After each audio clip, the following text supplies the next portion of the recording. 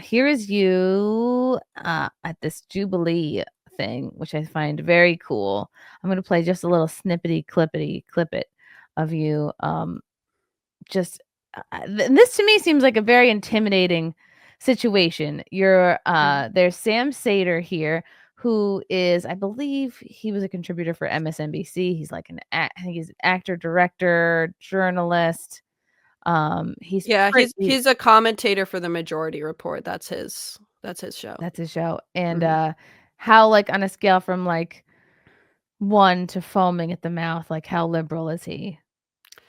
Oh, I mean, he's pretty progressive. I wouldn't say he's like a full-on like democratic socialist leftist. Like, I wouldn't say he's like quite that far, but I would say he's pretty far left. He's like a progressive Democrat. Okay, cool. And so there's 20 of you, all like kind of like younger conservatives coming up, and like the format works. It's like you have to it's like musical chairs, sort of. You have to like run to the chair, state your case, and then so here was your moment. Were you piggybacking off of this question here? Unless you're a billionaire or a religious fundamentalist or a xenophobic nationalist, voting for Trump was a mistake. Yeah, that's why I used that term. I didn't come up with it. He did. So okay. And that's not discrimination. It's based on your knowledge, not what you sleep with, not who you sleep with. Just saying. Oh, okay. Was he the token gay? Yes, we had a few. I see so many of these Jubilee things. Are there people who like pretend to run to the seat, but they like don't actually run that fast because they don't actually want to get the seat? Well, I don't know if I'm like technically allowed to say this, but I think they were having too many people like actually like clash getting to the seats that they had to like kind of like choose people beforehand, then we would fake it. Okay, that I actually like hearing that a lot better. I think people are confused by that. Because I see some people with a half-assed jog, and I go, "You're not really trying to get there," but they're trying to avoid like a collision. Yeah. So, that makes more sense. Hi, Sam. So, I actually think that this liberal world order needs to be thrown away completely, and I think Christian nationalism would be a good alternative. What we're seeing right now is just congratulations. And thank you. And I think what we're seeing right now is a culture of death. This is the most suicidal generation ever. We have millions of children dying by abortion. People aren't even. And what does it mean when somebody throws up a flag? So the other conservatives, they all have these flags, and once the majority of people have their flags raised, then you have to go off. And someone else debate. Oh, okay. So they're already like voting me off just because I started.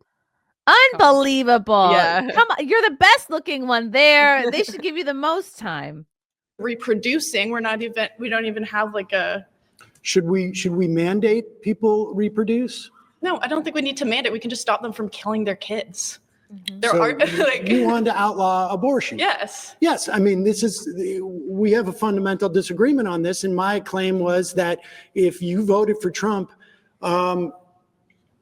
it would be to your benefit if you want to outlaw abortion. I think it would benefit everyone. Yeah, I disagree. I think that women should have the right to choose. I think that it would benefit everyone to bring back the family. It used to be pro-choice, but I found nearly every passionate pro-choice person, you let them talk long enough, they're actually pro-abortion, which really sickens me. And like, it's probably me getting older. It's probably me having a kid myself, but I lean more and more and it's when there's unlimited, you can times to escape accountability. A certain type of woman will just get multiple abortions. It's really sad. It takes a toll on your soul. And oftentimes, like later on, if you actually wake up and want to have a kid, like sometimes you can't because that stuff can like really damage you down there. Yeah, that's why I have on my sweater, it says babies are precious. It's a live action merch. Yeah, and not even to mention like, you are murdering somebody. Babies are really the best, and they don't deserve it. Mm-hmm. They don't deserve it. Family unit to stop having women just thrown into the workforce. Maybe we shouldn't allow women to choose to divorce unless their husbands say it's okay. I mean, I don't really believe in divorce in general, so like, sure. I mean, this It seems like he's trying to trap you, and you're just like, Yeah, I mean, he's trying to give me like a gotcha, like, "Oh, so you believe this?" And I'm like, yeah." catch you saying something embarrassing. I came out the gate and said I'm a Christian nationalist. You know what I mean? Like, Yeah. why are you acting like you're gonna trap me into saying anything? You're like, yes, I agree. I think, though, reinforces my point that if you are But it would be better for society. It would be better for everybody in society. And same with xenophobic like, what's the problem with xenophobic nationalism? Do you think that's better for Americans in general? Like xenophobic nationalism is better. We should have a coherent culture. Everyone should be a part of the same culture. We should have assimilation. Which, do you get to choose what the culture is? We already have a dominant culture. What is based the dominant on culture? European and Christian values and identity. That is the dominant culture. White Christian, it's rooted in European identity. White. So your argument is that has been the dominant culture. Just to be and clear, we're not letting people assimilate to that. We're saying you should keep your culture, and this is why our culture. Yeah, people used to assimilate. Our parents, when they all came to this country, that my dad wouldn't even speak German. He didn't even teach us a word of German because the idea was like, duh, you drop your own culture. I mean, like, Germans are squirrely about their culture for obvious reasons. They shouldn't be. I feel like a lot of them get very much shamed about the whole Holocaust thing, even though like wasn't everybody involved did at this point, but they still carry so much shame about it. And the point is that generation, the boomers, like they all very much hid where they came from. It was important to them to get work, to assimilate. Yeah, sure, they would move into neighborhoods with people similar to them, like everybody always does. I mean, you never see people hyphenate like, "Oh, I'm a German American." Right? Like I've never met anyone who did that. Like people say like, "Oh, I'm an Asian American or a Mexican American." No, it's they're kind of like there's no scholarships for German Americans. Yeah. So. Like when they do that, they're kind of saying there's something about them that's like distinctly different from like your average American. And that's my whole point is like your average American is a white Christian. So that is the dominant culture. That doesn't mean like we don't have subcultures, like obviously. Yeah. But you're kind of supposed to try to blend in. And even, I mean, a lot of people were being like, "Oh, well, what about like the Irish and Italian Catholics?" And it's like, well, yeah, they had their problems assimilating too back in the day. But people eventually, made the attempt. Yeah, and like eventually, I mean, if I meet like just like an average like white person in the grocery store, I'm not usually able to look at them and guess that they're like an Italian Catholic or a Anglo Protestant because we kind of all adopted like the same culture, right?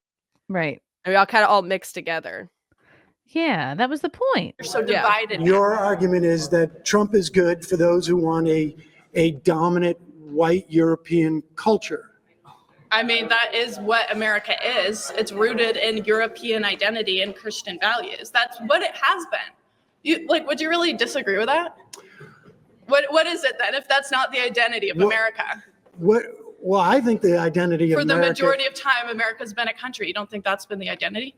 Well, actually, no. I think actually the identity of America has been, for better or for worse, a melting pot in that regard. Yeah, but the base was Europeans. Those were the first large groups to migrate here. Yeah. It's like, yeah, of course, thanks to the Biden administration, we've got millions and millions of Venezuelan, Haitian, whoever the fuck wanted to come in. Like he's trying to pretend like he's trying to erase like hundreds of years of history and pretend that this whole idea of multiculturalism that we have as of like 10 seconds ago is suddenly what defines us as Americans. And it's like, no, I'm pretty sure we existed as a country before we were like invaded. I think people confuse like the world's white population with what America was kind of supposed to be founded on, right? Because a lot of people say, "Oh, white people we're the minority now," but but you forget. Yeah, I guess it was prior to the 60s. When did my dad? Yeah, when did he come here? Probably 50s. he came to this country. So yeah. All right, back to the clip. Yeah, maybe since like the 1960s. Even then, like even we had this idea of a melting pot literally means assimilation too. It means melting. It means you're assimilating to the dominant culture. Is that not what melting means? No, it doesn't And mean now that you're instead we're saying assimilating there's something to wrong with the dominant xenophobia. culture. No, I mean, look, I got to be honest with you. Like, you and I have a fundamental disagreement. We will never see eye to eye on this. It's a choice. And people, I think what you're expressing, though, is really what the Trump movement at its heart is about. And I think that's problematic. I disagree. I don't think Trump's like anywhere close to being a Christian nationalist. That's ridiculous. Like Trump's basically a Democrat from like 15 years ago when it comes to social So you don't issues. think that he's conservative enough for you? Oh, definitely. Nowhere close. No. He's not xenophobic enough for you? No, he's trying to pour a bunch of H-1Bs. Are you kidding? Right. I love that you embrace everything he intends to throw at you as an insult, you take in stride, and you're just refusing to have him make you look bad. Yeah. I was just like laughing at his face. You're like no. And anybody who knows Trump is like, he's a New Yorker. He's a 90s Democrat. He's not like I had to explain to my gay Uber driver in LA last week. Trump is not trying to take away gay marriage. You can calm down. He's I don't think he is trying to take away every Planned Parenthood in the country. I just don't think that's on his list of priorities. Yeah. Which personally, I would be fine with it, but I would support that as well. yeah. But it's just not reality. That's not who Trump is. Yeah, he's got other things. He's got other fish to fry. Oh, so you want to get them out too? Yeah. No, I mean, I think you're making my argument for me. All right. Well, Okay. I'm just saying. Was there anything he said in the that you thought was a good point, or that he opened your mind on? No. Oh, you mean in the whole interview or like the whole episode? Yeah. I think most of it was just honestly, like, I don't know if you watched the whole thing. It was pretty boring because a lot of it was about like Social Security. Okay. And I don't know. I don't know anything about that stuff, about like Social Security and like the complexities of that. Yeah, it's for old people. You don't have to worry about that now. Yeah, I was like, I don't know. I really can't even comment on this. So Yeah. there's some smart people from my side who were debating him on that. So I was glad that like we had those people, but I was just listening and like kind of getting bored. What was the process like for like the casting for this? I'm just on their list because I've been on a few other episodes too. So they just send me, one of the casting directors will text me. I'll do a Zoom interview, do a quick application, and then yeah. Wow, okay. So how many other people around the circle here, like, would you say agreed with you on most things? Well, I would say I think there were 3 other people that I talked to that I know are aligned with me as a more traditional conservative. Okay. And then sorry, I'm like a little bit sick right now and I'm recovering. No. That's it. We're canceling the podcast. So that's why my voice is kind of gone too. Mine is too. I was doing a few other shows today and now it's like I'm losing it. I should have got some tea. I got I a have cough some. from the plane. Just throw it through the computer. Yeah, I definitely got a cough from this plane. There was a Danish guy next to me who's throwing up on the entire descent. He didn't get it on me. He had impeccable aim. Okay, interesting. Had you seen anybody else from other shows, from other tapings? Yeah, I mean, I knew a few of them from other episodes I went on. I thought the one guy, I think his name's Eleazar. I thought he did a great job. He was arguing about like Christian morality versus atheist morality, and he did a really good job of that debate. Besides that, I mean, they did a good job on like the economic stuff. Okay. Because they know about that. I don't know about that stuff. Okay. But cool. They weren't really debating social issues. Okay. What did Sam like win on any of the debates or on any of the arguments? Or I think so, because I think there were a few times where people might have underestimated how much he knows about like policy okay. and like specifics, they're more going off of vibes. Um, which I think that's kind of like a common thing in these debates, because it's like an expert commentator versus like college kids. I was thinking the same thing, K-Max, that you remind us of like a slightly younger Lauren Southern. Do you get that a lot? Yes, I've gotten that a She- lot. I'm just gonna go grab some water real quick. Oh, yes. I'll be back in a We'll go to a second. commercial break. Okay. Doo-doo. All right, Viking. Uganda is a Christian country. Christian nationalism would allow in African Christians, whereas my white descendants could decide not to be Christian. For a nation, ethnic nationalism has come before religious nationalism. It's kind of an interesting point. Yeah, I mean, well, this is why I said it's a European Christian. I think both things, I mean, like historically, nations have always been based on usually a religion and an ethnicity. Usually Yeah. it's been both. Like you wouldn't usually have like a bunch of religions and one ethnicity either. So obviously it's not like in America we're gonna like kick out everyone who's not white, and like and I would say even like African Americans are like, they're in a way like Native Americans too. They've been here for hundreds of years. They're like Mhm. deeply embedded in our culture and everything. Um They love alcohol. What else does Native Americans are into? Turquoise. yeah. Who doesn't like those things? Okay. Yeah, but I think both things are important, and they're both part of our identity. I don't think it needs to be like one or the other. I don't really Yeah. get that. Thanks, K-Max, for the 20. Chrissy, being from New York, do you know exactly what Sarah is saying? You cannot mishmash 90 different religions, languages, and cultures and call it a nation.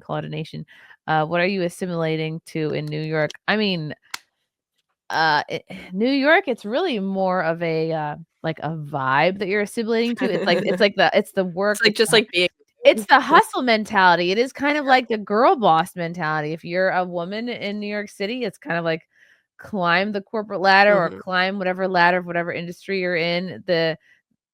If I were to stay like living in New York, living in the city, it's like, yeah, high probability that a woman would not really be encouraged so much to try and start a family. It's because your apartment sucks, you don't really want to stay home. So you're not really cultivating like a home mentality. You're just like, oh God, let me Mhm. stay out. I'm going to stay out of this place as much as possible. Let me get away from my roommates. And then you just get a bunch of cats ultimately. Yep. Thanks, Kate. And you could argue that comes from the Protestant work ethic. Yes, true. Love you guys. Thank you for the chats. Thank you for the comments. I will see you guys tomorrow. Bye. Bye. All right. Love you guys. God, I don't even want to leave. This candle smells so good. I don't want to leave. All right. Love you guys. Talk to you soon. Bye. Love you all. Join the Discord. Feet. Love you all. Wow. You guys are awesome. Come and get it. Bye, guys. Bye. Now I'm really leaving. Love you. Bye.